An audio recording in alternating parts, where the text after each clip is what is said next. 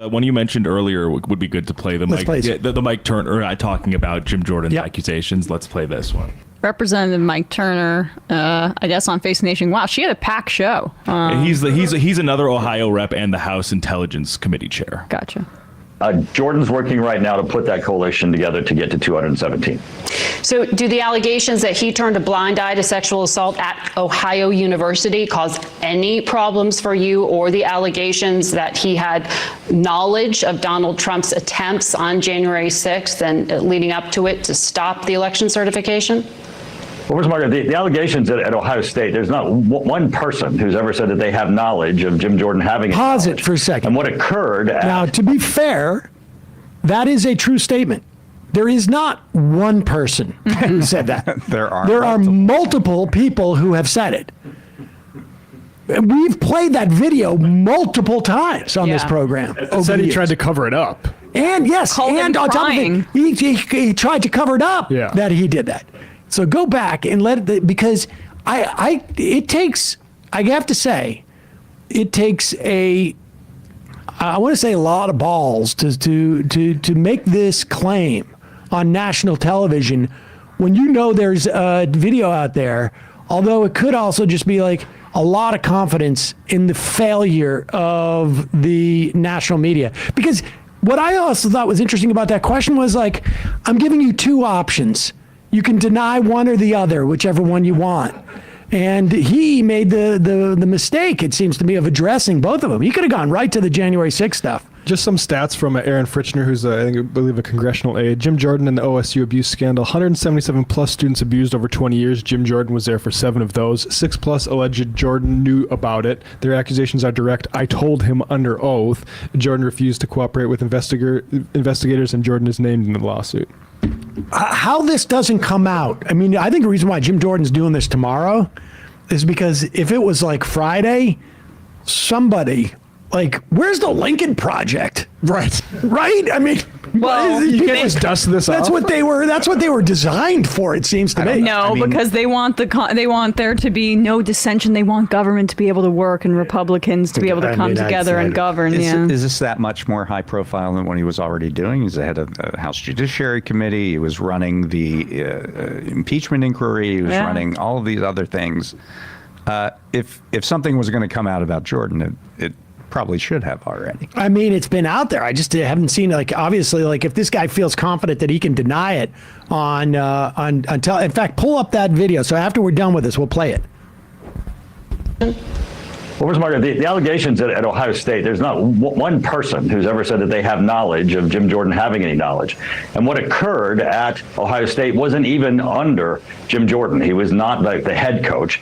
This was not something that he had responsibility for. So those that are making accusations are making just presumptions of, well, he would have had to have known. But there's no one, I mean, mind you, this was years ago, no one who has come forward at all ever and never said that there was actual knowledge on Jim Jordan's part. And of course, he condemns what occurred there. With respect to Donald Trump, that's a mess that's going to continue going on the issue of January 6th, and Americans are going to be able to have that debate as we go forward in this next election cycle. He really spent a lot of time on that thing, which is stunning, because there are, I mean, do we have it? I wonder what goodies he'll get from Jim Jordan for being such a full-throated public defender. When the interesting thing Turner said in that interview was not that. It was the part where he said, well, if we don't get a speaker soon, we're just going to have to make a deal with Democrats to get this going. We had that. Let's play that part. That's the more important part, because he's basically threatening House Republicans by saying that. Yeah, you're going to have to justify getting Democrats. Here you go. Yeah. You think that there is an alternate here where Republicans work with Democrats to find a mutually acceptable speaker? Well, that would not be my preference, since Hakeem Jeffries walked away from the opportunity to do that when Kevin McCarthy was on the floor. The vote on the floor was, should the Speaker, Kevin McCarthy, be removed? And every Democrat, 208 of them, voted to remove Kevin McCarthy. So at this point, I would prefer there to be a Republican solution, because when they rejected bipartisanship, it's kind of hard to then go back to it. But we have a lot of people on the bench. I think Jim Jordan will be an excellent speaker. I think he'll be able to get to 217. If not, we have other leaders in the House, and certainly if there is a need, if the radical, almost just handful of people in the Republican side make us unable to be able to return to general work on the House, then I think obviously a deal will have to be done. Wow. Yeah, so he's threatening like a couple people at the same time there. So, he's talking to the moderates saying, you're going to be the one responsible for this grand bargain here, and that's going to be death to you within the Republican Party. But at the very end there, he's just kind of like, if these radicals but the radicals are voting for Jordan. But he's kind of telling them, look, shut up right now. Like, don't get out in front of this. And, let me work the way that I'm going to get Jordan into the chair without you guys speaking up. But isn't he also trying to, like, the thing that, like, the press feels to me has not caught on about this is that it's the moderates now who are inhibiting Jordan's slam dunk, and that undercuts the entire narrative we have heard for almost 15 years. Right? I mean, since like Tea Party is like, we got to have sympathy for Boehner. We got to have sympathy for Paul Ryan. They're being held hostage by this little narrow wing of their party. Mm-hmm. Yeah, I think he's trying to call the moderates radicals to maintain that narrative, because if you don't have that narrative, it basically says like, hey, dude, this is not like a minority of radicals, taking this party hostage. It is the right of this party is the party, and that your moderates are the marginal sect. Well, that's why, I mean, if you want to get into it about, the parallels between this and the Democratic caucus, the parallel is not between the progressives, the squad on the Democratic side, and the Matt Gaetzes and the Marjorie Taylor Greenes. The parallel is between the progressives and the moderates in the Republican caucus. Those are the ones who, and we'll see what happens on the floor tomorrow. But if the moderates in this chapter, instance, yes, yeah, that's who is you can judge one against the other, right? And I think they're going to fall in line. I mean, I think it's hard to figure out a way in which. Of course, you only need four to five, I think, to ruin this for Jordan. But think of the pressure now. You're going, everyone's name is going to be called. We've seen this now, 15 times, right? Yeah. Everyone's name is going to be called, and everyone's going to be looking at you of whether or not you sunk Jim Jordan, the benighted, sainted Jim Jordan, as Speaker of the House. And what is that going to cause on every right-wing podcast, every right-wing news channel? Sean, you're going to be featured on Sean Hannity. Donald Trump is going to be saying your name. It's going to be a hit list.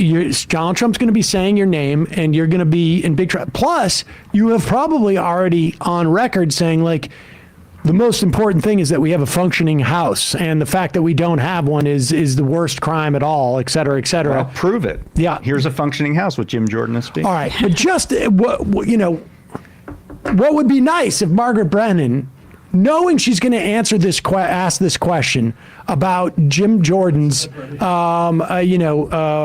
as an assistant wrestling coach, in basically telling students coming up to him and saying, look, I can't do anything about the predator, essentially, that is looking to sexually assault you. You would think that she would have a follow-up. Like, because you know that they're going to say, that's not true.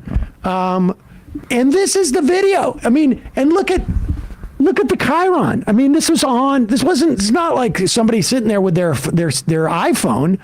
This is in the Ohio channel, their video from the Ohio House, and here is testimony Civil Justice Committee about allowing victims to sue the University of Ohio. This is disgusting. You people have the power to do something. Ohio State is too arrogant. They think it's going to go away. Jim Jordan called me crying,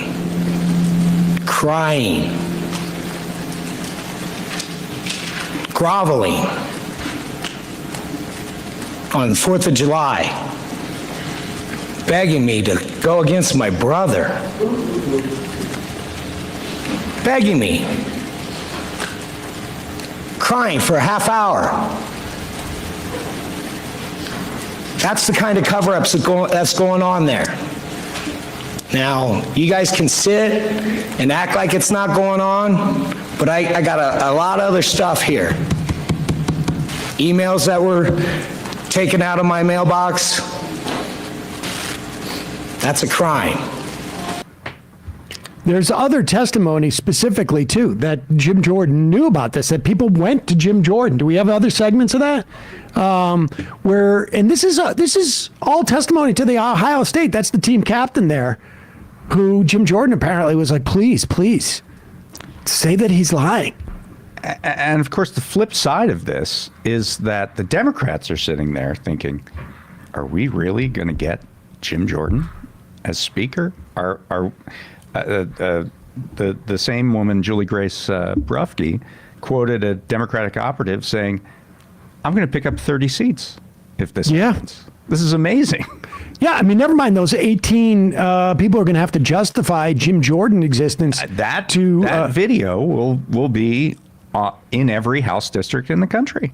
Every House district in the country. This is a House version of the strategy in the midterms of running ads on behalf of some of the more extreme candidates like Doug Burgum in the primary process. Right now, not Doug Burgum. Geez, sorry. What's his name? Oh, Mastriano. I know. I'm so sorry for insulting North Dakota. Burgum, No. What's that guy's name in dang against Mehdi Hassan? She's my brain. Maggie Hassan in Bolduc, Doug Bolduc, not Burgum. My God, right? But like that's this version of that, right? Let the Republicans' extremism be laid bare for the public. They've already started. The DCCC. Ken Calvert today switched his vote. He's a longtime Republican. He's the head of the Defense Appropriations Subcommittee.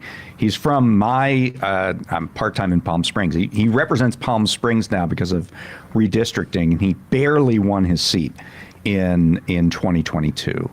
It's a swing district. He came out and said, okay, fine, I'll vote for Jordan today. The DCCC is already out attacking to him. And that's a seat that they could very well lose next year. So this is going to be replicated over and over again if, people like Mike Lawler in New York and Santos, God forbid, or all of these other New York candidates come out and fall in line with Jordan, and it feels like it's going that way. Yeah, and there's going to be pickups galore. I mean, this is already on an on-year election. If you're in a district where one of those 18, but it could be a 30 vote swing. And at that point, I mean, the problem is that you can't really talk about what that would entail without talking about the just horrendous Senate map in 2024, right. and frankly, what is going to be an incredibly close presidential election. Very close.